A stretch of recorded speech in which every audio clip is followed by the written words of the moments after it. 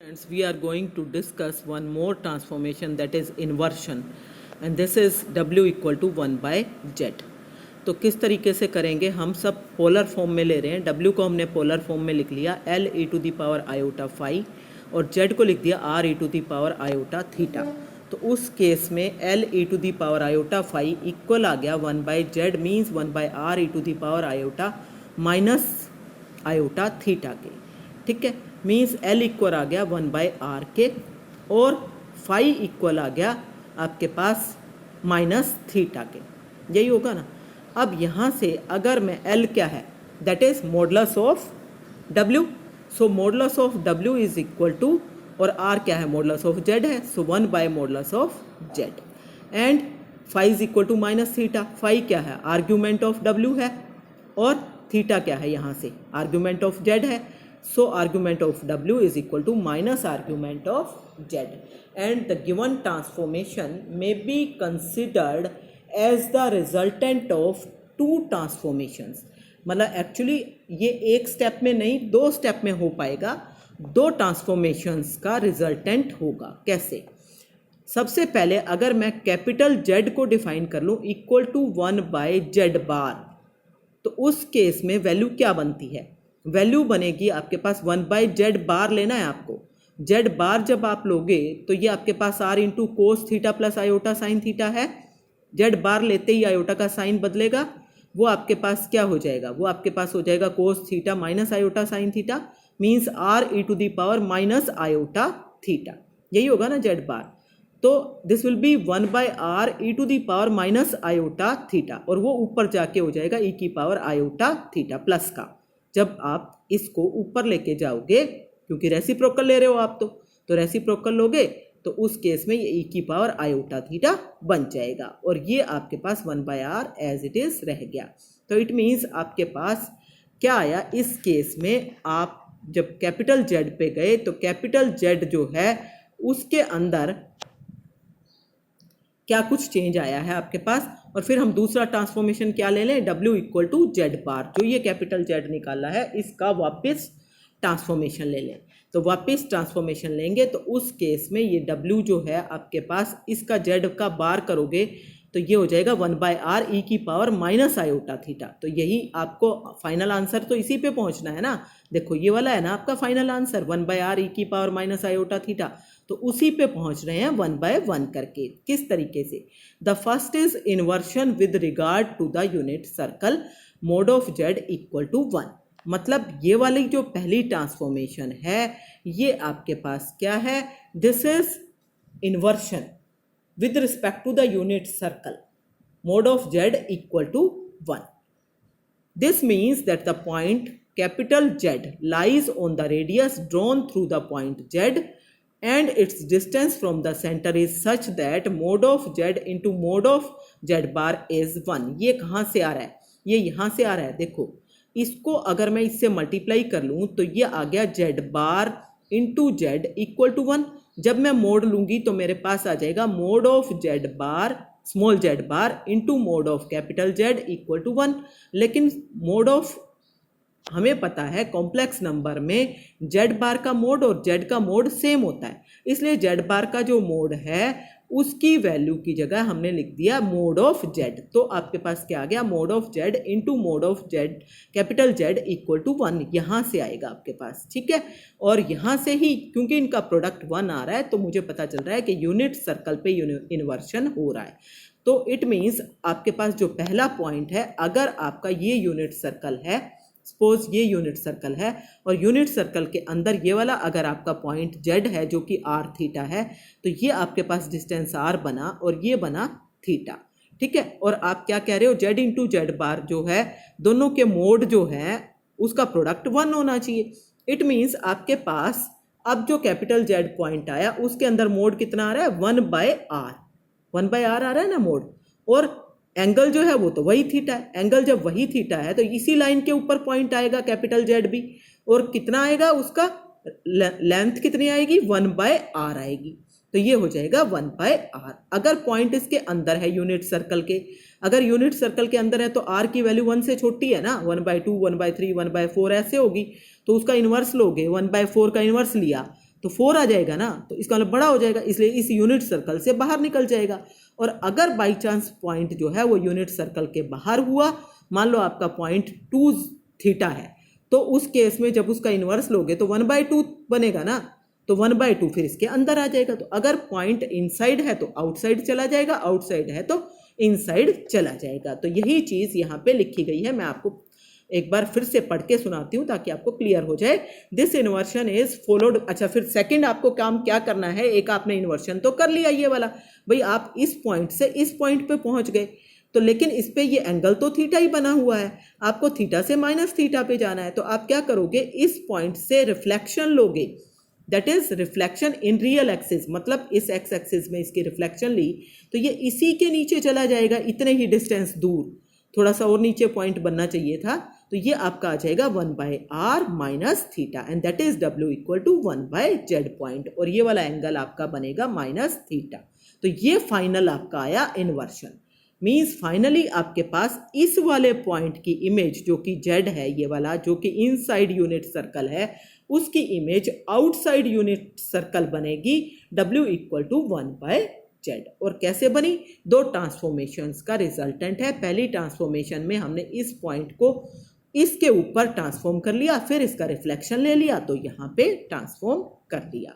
ठीक है, तो यही चीज आपकी यहाँ पे लिखी गई है। नेक्स्ट देखो, और सिर्फ जो ओरिजिन है उसका हम इमेज नहीं निकाल पाएंगे इसकी हेल्प से, तो उसको हमने एक्सटेंडेड कॉम्प्लेक्स प्लेन हमने शुरू में ही लिया था, तो 0 को हम जोड़ देंगे, origin 0 is map to the point w equal to infinity and call the point at infinity. बाकी सारे पॉइंट्स की इमेज आपकी ऐसे ही निकल जाएगी। अब आप इसमें निकालोगे एग्जाम्पल में कि किस तरीके से इन्वर्शन निकालना होता है। Find the image of the infinite strip 1/4 less than y less than 1/2 under the transformation w equal to 1/z and show the region graphically.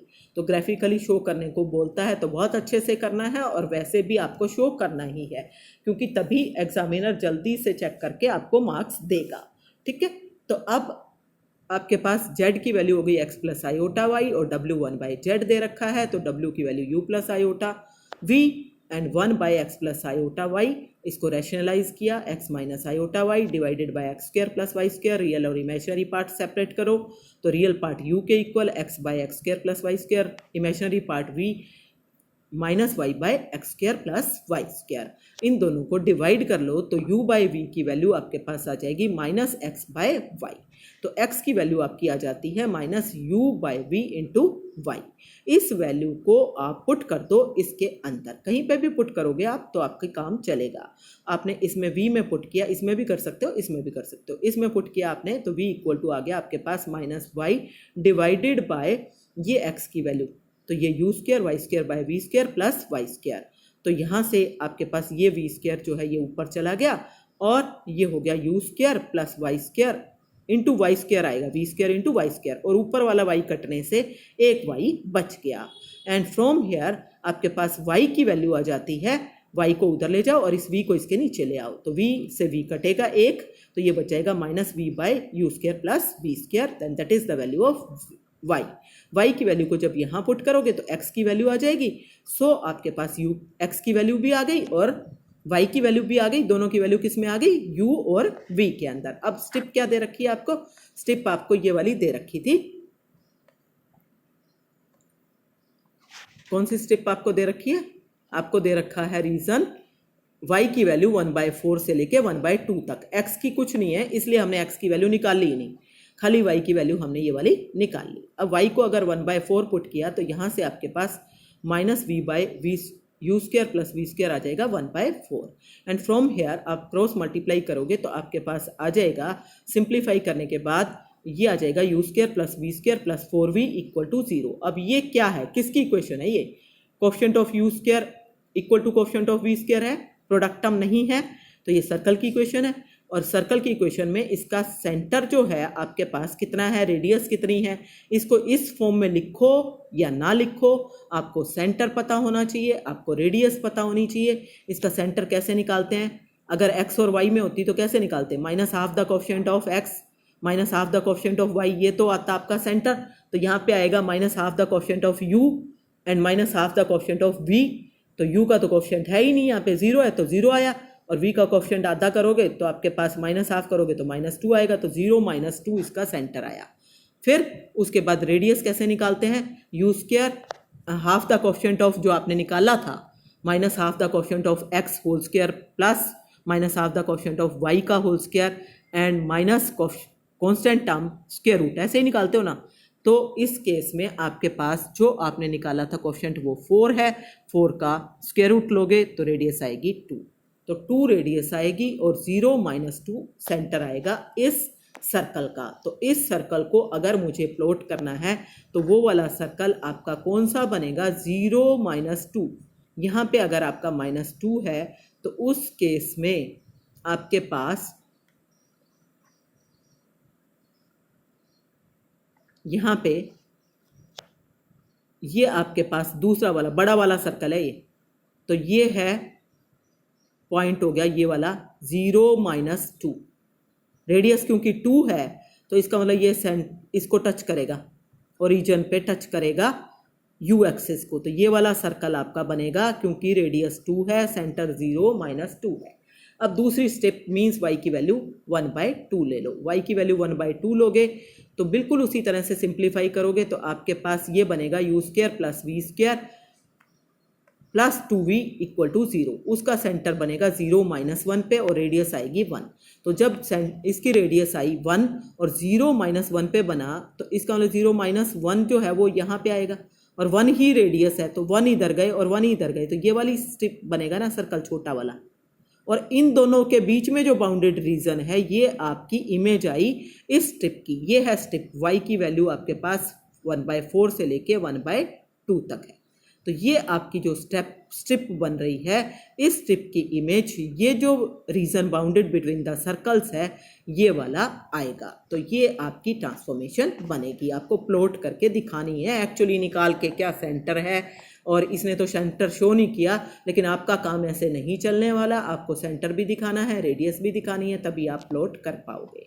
Next example देखो, find the image of z - 3 iota = 3 under the mapping w = 1/z। Inversion है, फिर से पहले वाले step सारे वही हैं, यहाँ पे इतने स्टेप वैसे के वैसे हैं। आपने z को x + iota, z की वैल्यू हो गई 1/w, ठीक है ना। यहाँ पे क्योंकि z दे रखा है अंदर इसलिए इस टाइप का लिया गया, तो x + iota y आ गया 1/u + iota v। जो हमने पहले किया था वैसे भी ले सकते हो, कोई फर्क नहीं है। आपको ये लेना है ऐसे लो, पहले लिया था वैसे ले लो, ऐसे लेने से थोड़ा छोटा पड़ जाता है। देखो इसको रैशनलाइज करेंगे तो u - iota v divided by u² + v² आ जाएगा। रियल पार्ट हो गया u/u² + v², ये वैल्यू सीधी x की आ गई और ये वैल्यू सीधी y की आ गई -v/u² + v²। तो यहाँ पे x और y की वैल्यू निकालने में कम काम करना पड़ रहा है, तो आप ये मेथड लगा सकते हो। दूसरा मेथड भी गलत नहीं है, जो आपने पहले किया था वैसे भी कर सकते हो, कैसे भी करो आपकी मर्जी है। अब आपके पास ये x की वैल्यू आई, ये y की वैल्यू आई और सर्कल क्या था, z - 3 iota = 3।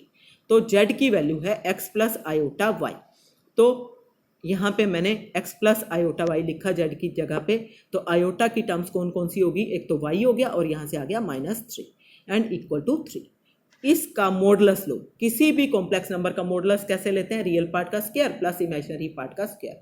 सो x का स्क्वायर प्लस y - 3 का होल स्क्वायर इक्वल टू, यहाँ से जब आपने मॉडुलस का स्क्वायर ले लिया है, ये मॉडुलस है ना भाई, ये आपने मॉडुलस का स्क्वायर लिया है, स्क्वायर रूट तो नहीं लिया, या तो स्क्वायर रूट लो = 3 आएगा, फिर स्क्वायर करो तो ये 9 आएगा, समझ गए। तो मॉडुलस जो है उसकी वैल्यू तो स्क्वायर रूट में आएगी, फिर ये स्क्वायर कर रखा है इसलिए इस साइड 3 का 9 हो गया। अब वैल्यूज पुट करो, x की वैल्यू आपकी ये वाली थी, y की वैल्यू ये वाली थी, दोनों वैल्यूज को यहाँ पे पुट किया। यहाँ पे जब आप पुट करोगे तो आपके पास वैल्यू कितनी आ जाएगी, u/u + v का होल स्क्वायर का स्क्वायर और यहाँ पे आ गया v², ये वाली वैल्यू v²/u² + v² का होल स्क्वायर एंड प्लस इसको पहले खोल लिया गया है, y² आएगा -6y आएगा और +9 आएगा, और वो 9 इस वाले 9 से, ये देखो ये 9 आया हुआ है ना, और ये 6y की वैल्यू है ये वाली, और ये = 9, ये वाला 9 इस 9 से कटेगा, ये y² की वैल्यू है। तो ये आपके पास अब एलसीएम कितना आ रहा है, u² + v² का होल स्क्वायर आ रहा है ना, तो ये एलसीएम लो, तो यहाँ से आ गया यू स्क्वायर, यहाँ से आ गया प्लस वी स्क्वायर, यहाँ से 9 तो पहले ही कट चुका है, plus 6v into U square plus V square equal to 0, यही आएगा। तो U square plus V square common, तो यहाँ से 1 बचा और यहाँ से क्या बचा 6v equal to 0। U square plus V square तो 0 हो नहीं सकता, ठीक है ना, क्योंकि अगर ये 0 हो गया तो x और y तो इन्फिनिटी हो जाएंगे, तो इसलिए ये नहीं हो सकता। तो this is not 0, so 6v plus 1 will be 0 और v की वैल्यू आ जाएगी -1/6। तो इट मीन्स जो ये सर्कल है, ये सर्कल क्या सेंटर क्या है 3 आयोटा है ना, 3 आयोटा का मतलब हो गया पॉइंट। अगर मैं कंपेयर करूं x प्लस आयोटा y के लिए पॉइंट कौन सा होता है, एक्स वाई होता है ना, तो आपके पास 3 आयोटा के लिए पॉइंट कौन सा होगा, ये हो गया 0 - 3 आयोटा, तो 0 - 3 पॉइंट होगा। तो इसलिए आपके पास पॉइंट आएगा उस केस में, क्योंकि 3 आयोटा वैल्यू आ रही है इसलिए 0 और 3 पॉइंट आया, सो दिस इज 0 3। और रेडियस कितनी है 3, तो 3 ही रेडियस है, तो इसलिए इधर भी 3 जाना है उधर भी 3 जाना है, तो ये सर्कल बना जो कि टच कर रहा है ओरिजिन को। फिर आपने स्टेप कौन सी बनानी है, v इक्वल टू -1/6, तो ये u एक्सिस है ये v एक्सिस है, तो v की वैल्यू आपकी कितनी आ रही है -1/6, तो ये पैरेलल टू, ये line parallel to u axis आएगी और ये वाली लाइन आपकी बनेगी, ये ओरिजिन से नीचे आएगी लाइन, ये ओरिजिन है और ये ओरिजिन से नीचे आई, क्योंकि नेगेटिव है ना वैल्यू v की, तो इसलिए ओरिजिन से नीचे v इक्वल टू -1/6। तो इस तरीके से आपके पास आएगा। नेक्स्ट एग्जांपल देखो, show that the transformation w equal to 1/z maps a circle in z plane to a circle in w plane और to a straight line if circle in z plane passes through the origin. ठीक है, जैसे कि अभी अभी आपने देखा कि ये जो सर्कल था वो स्ट्रेट लाइन को मैप कर रहा है। क्यों कर रहा है, क्योंकि ये सर्कल ओरिजिन से पास कर रहा है, यहाँ से ओरिजिन से पास कर रहा है ना, तो सर्कल किसको मैप हो रहा है, स्ट्रेट लाइन को, अदरवाइज सर्कल को मैप होगा। General equation of circle in Z plane क्या होगी, x² + y² + 2gx + 2fy + c = 0। w equal to 1/z दे रखा है, z इक्वल टू 1/w आ गया पहले की तरह, x + i/y equal to 1/u + i/v आ गया। रैशनलाइज कर लो, x की वैल्यू निकाल लो, y की वैल्यू निकाल लो, जैसे अभी अभी निकाली है, और ये दोनों वैल्यू उठा के कहाँ लिखनी है, सर्कल की इक्वेशन में। सर्कल की इक्वेशन कहाँ है आपकी, ये वाली, इसमें। तो x² + y² + 2gx, इसके अंदर आपने सारी वैल्यूज़ को पुट कर देना है। तो आप इसके अंदर सारी वैल्यूज़ को पुट करोगे तो ये आ गया u² divided by u² + v² का whole square plus v² u² + v² का whole square plus 2g into ये वाली वैल्यू हो गई x की, ये वाली हो गई वैल्यू v की वैल्यू माइनस में थी ना, तो 2f - v divided by u² + v² + c = 0। LCM लो तो ये आ गया u² + v² और यहाँ से 2gu डिवाइडेड बाय, जब एलसीएम लोगे तो 2gu - 2fv, उसके साथ आपके पास ये, तो यहां से क्या बचेगा, ये इसके पास जब आपने इसको एलसीएम लिया है तो ये u² + v² इकट्ठा करके ये कट गया ना, एक पावर बच गई ना।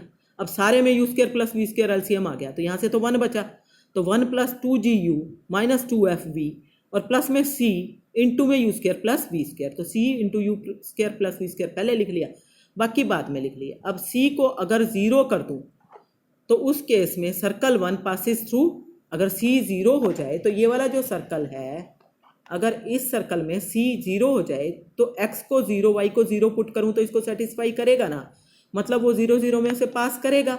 उस केस में ये जो रिजल्ट आया है, जो कि इसकी इमेज आई है, वो क्या बन जाएगी, यहाँ पे c को 0 करने से ये खाली इधर इधर का बचेगा और ये इधर का क्या बचा, 2gu - 2fv + 1 = 0, और वो क्या है, लाइन है, स्ट्रेट लाइन है ना, तो this is a straight line. और अगर c = 0 ना हो तो उस केस में यहाँ पे c से मैं डिवाइड कर दूंगी या ऐसे कैसा रख लूंगी, तो ये सर्कल की इक्वेशन है, क्लियरली पता चल रहा है। क्यों, क्योंकि coefficient of u² = coefficient of v² है और uv की कोई टर्म इसके अंदर नहीं है, तो इसका मतलब सर्कल को मैप करेगा।